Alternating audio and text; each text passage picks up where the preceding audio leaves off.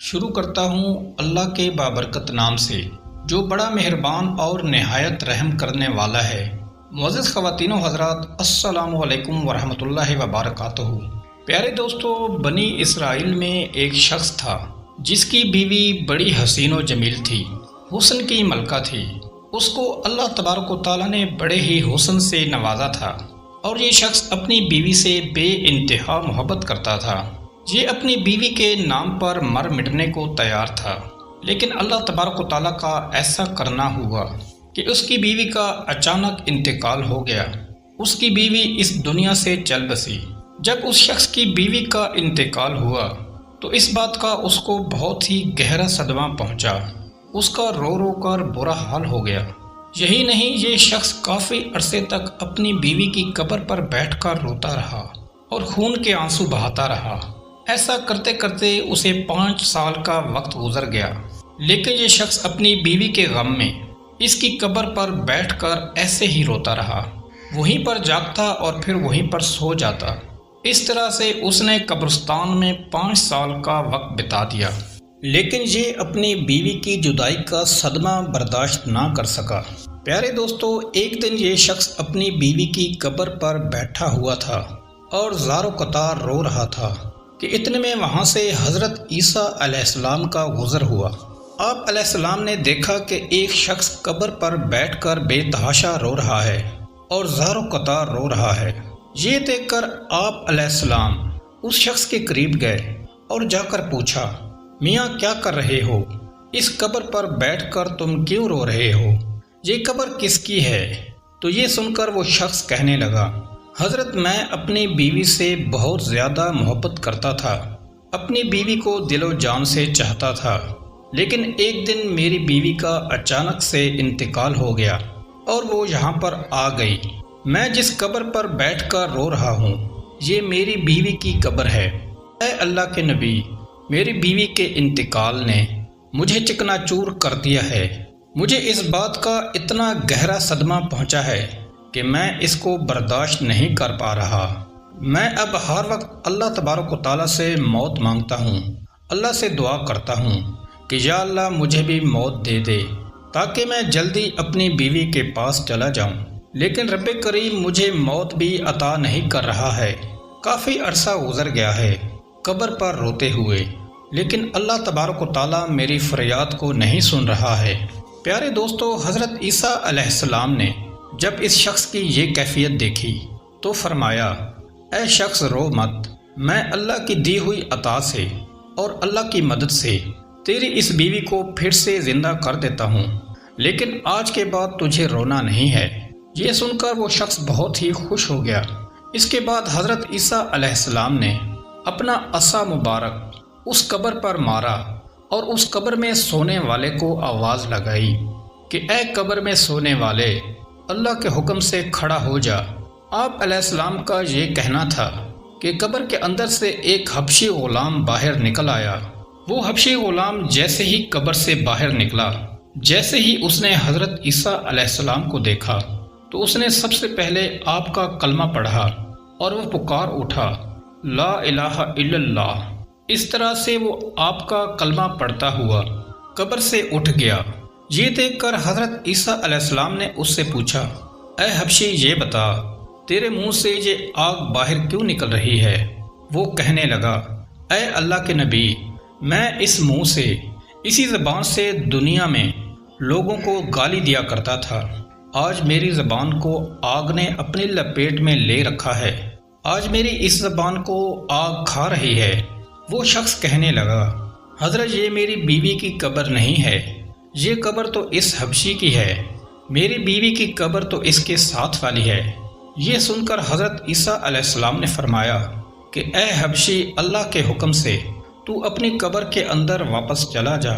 وہ حبشی ایک بار پھر قبر کے اندر چلا گیا۔ پیارے دوستو، پھر حضرت عیسیٰ علیہ السلام ایک دوسری قبر پر گئے، اس قبر پر اپنی توجہ ڈالی اور اپنے عصا کو اس قبر پر لگایا۔ پھر آپ نے کہا، اے قبر میں سونے والے، اللہ کے حکم سے اٹھ جاؤ۔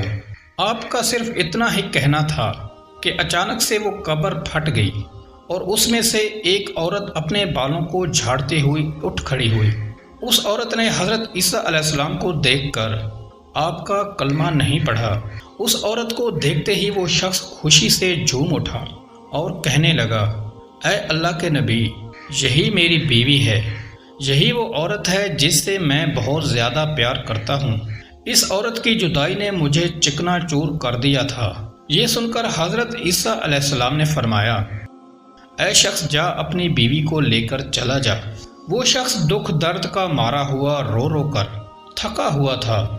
کافی عرصے سے اس نے سکون کی نیند نہیں لی تھی، اسی لیے اب اس پر نیند کا غلبہ ہو گیا۔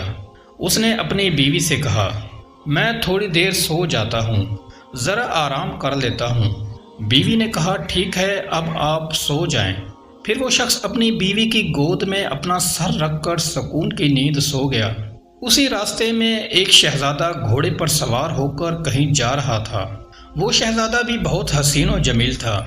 اللہ تبارک و تعالیٰ نے اسے بڑے ہی حسن سے نوازا تھا۔ اس شخص کی بیوی کی نظر اس شہزادے پر پڑی تو شہزادے پر وہ فدا ہو گئی۔ شہزادے نے بھی جب اس عورت کو دیکھا تو اسے بھی وہ عورت پسند آ گئی۔ پھر اشارے اشارے میں ہی دونوں کی باتیں ہوئیں۔ اس کے بعد اس عورت نے اپنے شوہر کا سر اپنی گود سے اٹھا کر نیچے رکھ دیا، خود اٹھ کر اس شہزادے کے پاس چلی گئی اور کہنے لگی کہ میری خواہش ہے کہ میں آپ کے ساتھ چلی جاؤں اور اب میں آپ کے ساتھ ہی رہنا چاہتی ہوں۔ یہ سن کر وہ شہزادہ بھی بڑا خوش ہوا۔ اس نے فوراً ہی اپنے گھوڑے پر بٹھا لیا اور پھر اسے اپنے گھر لے گیا۔ ادھر پیچھے اس کے شوہر کی آنکھ کھلی تو اسے اپنی بیوی وہاں کہیں بھی نظر نہیں آئی۔ یہ دیکھ کر وہ پریشان ہو گیا اور سوچنے لگا کہ میری محبت کہاں چلی گئی، میری بیوی کو کون لے گیا۔ ایک بار پھر سے وہ شخص پریشانی کی دلدل میں پھنسنے لگا۔ خیر اس کے بعد وہ شخص اپنی بیوی کے پیروں کے نشانات کو پکڑتا ہوا اس تک پہنچ گیا۔ وہاں جا کر اس نے دیکھا کہ اس کی بیوی تو ایک شہزادے کے ساتھ کھڑی ہے۔ یہ دیکھ کر شوہر کہنے لگا، یہ تو میری بیوی ہے، یہ یہاں پر کیسے آ گئی؟ یہ سن کر شہزادے نے کہا، اے شخص تیری بیوی کون ہے؟ یہ تو میری لونڈی ہے۔ یہ سن کر شوہر نے کہا، نہیں یہ تو میری بیوی ہے۔ پھر شہزادے نے اس عورت کی طرف اشارہ کیا اور اسے کہنے لگا، اے عورت تو ہی بتا کہ تو کون ہے، اس کی بیوی یا میری لونڈی؟ تو عورت کہنے لگی کہ یہ شخص جھوٹ بول رہا ہے، میں تو اس کو جانتی ہی نہیں، میں تو آپ کی لونڈی ہوں۔ اب تینوں میں اس بات کو لے کر تکرار چل رہی تھی کہ اتنے میں ایک بار پھر حضرت عیسیٰ علیہ السلام کا ادھر سے گزر ہوا۔ آپ کو دیکھتے ہی وہ شخص کہنے لگا کہ اے اللہ کے نبی، آپ نے ہی تو میری بیوی کو زندہ کیا تھا، اب آپ ہی بتائیے کہ کیا یہ میری بیوی نہیں ہے؟ تو یہ سن کر حضرت عیسیٰ علیہ السلام فرمانے لگے، ہاں یہ تو تیری ہی بیوی ہے۔ حضرت عیسیٰ علیہ السلام نے فرمایا، اے عورت میں پھر سے پوچھ رہا ہوں کہ کیا تو شہزادے کی لونڈی ہے؟ یہ سن کر وہ عورت کہنے لگی کہ میں اس شخص کی بیوی نہیں، میں تو شہزادے کی لونڈی ہوں۔ جیسے ہی اس عورت نے ایسا کہا تو حضرت عیسیٰ علیہ السلام نے فوراً ہی دعا کی کہ اے مالک، جس طرح سے تو نے اسے زندہ کیا تھا اسی طرح سے پھر سے اسے مٹی میں ملا دے۔ پیارے دوستو، اللہ کے حکم سے وہ عورت ایک بار پھر مر گئی۔ اس کے بعد حضرت عیسیٰ علیہ السلام نے فرمایا کہ جس کو دیکھنا ہو کہ ایک شخص کفر کی حالت میں مرا، گناہ گار بن کر مرا، لیکن کل قیامت کے دن جس کو مومن بنا کر اٹھایا جائے گا، جس کو کلمہ پڑھتا ہوا اٹھایا جائے گا، وہ اس حبشی غلام کو دیکھے۔ وہ حبشی غلام کفر کی حالت میں مرا تھا، لیکن جب وہ اٹھا تو کلمہ پڑھتا ہوا اٹھا۔ اور ایسا شخص دیکھنا ہے جو کلمہ پڑھتا ہوا مرا، لیکن کل قیامت کے دن کفر کی حالت میں کھڑا کیا جائے گا، وہ اس عورت کو دیکھ لے۔ یہ کلمہ پڑھتے ہوئی مری تھی، لیکن اٹھی تو کفر کی حالت میں۔ پیارے دوستو، بہت سے ایسے لوگ ہوتے ہیں جن کے ایمان کا پتہ نہیں چل پاتا، لیکن کل قیامت کے دن پتہ چل جائے گا کہ یہ تو ایمان کی حالت میں مرا۔ لیکن بہت سے لوگ ایسے بھی ہوتے ہیں جو کہ بظاہر ایمان والے لگتے ہیں، لیکن ان کی موت کفر کی حالت میں ہوتی ہے۔ اللہ تبارک تعالی ہم سب کو ایمان کی حالت میں اس دنیا سے رخصت فرمائے۔ اس کے بعد حضرت عیسیٰ علیہ السلام نے اپنا ہاتھ مبارک اس شخص کے کندھے پر رکھا اور فرمانے لگے، اے شخص، اگر تم نے ایسا عشق میرے رب کریم سے کیا ہوتا، اس عورت کی بجائے اپنے اللہ سے محبت کی ہوتی، سالوں سال گزر گئے تجھے اس کی قبر پر روتے ہوئے، تو نے اپنا سب کچھ برباد کر دیا، کاش یہی عشق تو اپنے رب کریم سے کر لیتا تو تجھے حسینوں کا حسین مل جاتا اور عشق کا بادشاہ یعنی اللہ خود مل جاتا، اور پھر تجھے ان جیسی عورتوں کی کوئی ضرورت ہی نہیں پڑتی۔ اے شخص، اگر تم دنیا سے یاری لگاؤ گے تو یاد رکھنا یہ دنیا بے وفا ہے، اور کبھی بھی بے وفا لوگوں سے یاری مت لگانا، کبھی بھی بے وفا لوگوں سے دوستی مت کرنا، اس بے وفا دنیا سے یاری تجھے ہلاک کر دے گی۔ دوستی لگانی بھی ہے تو اپنے رب کریم سے لگاؤ، وہ تمہیں دونوں جہانوں میں کامیاب کر دے گا۔ دوستو، آج کی ویڈیو میں بس اتنا ہی، ملتے ہیں ایک نئی ویڈیو میں، تب تک کے لیے اللہ حافظ۔